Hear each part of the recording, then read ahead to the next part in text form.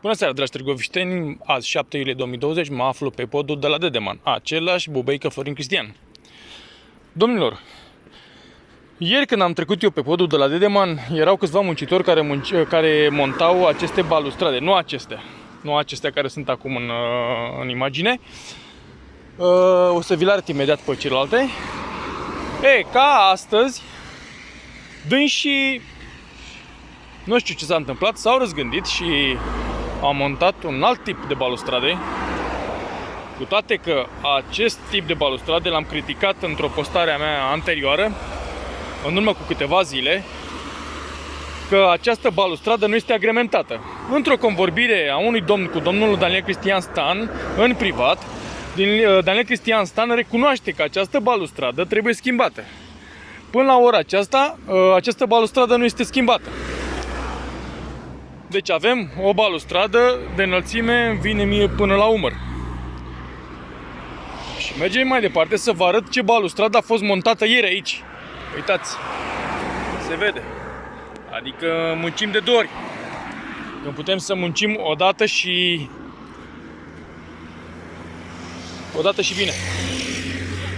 Ia uitați, încă unele pe aici.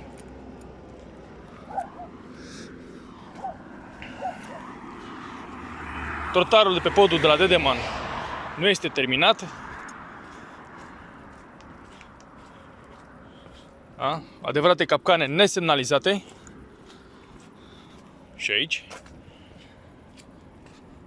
Și ajungem imediat la tipul de balustrade care a fost montat ieri. Adică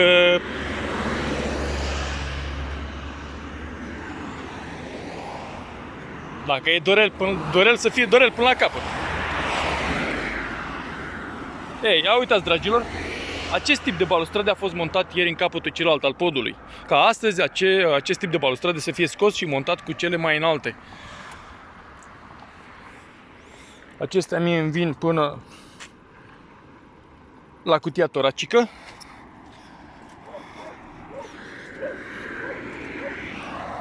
Dar celelalte îmi vin până ia uitați, încă un șanț nesemnalizat.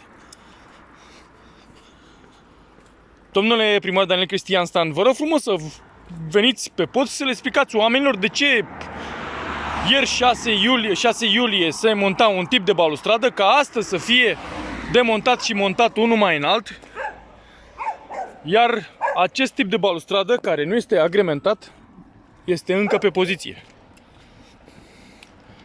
Vă urez succes, domnule edil.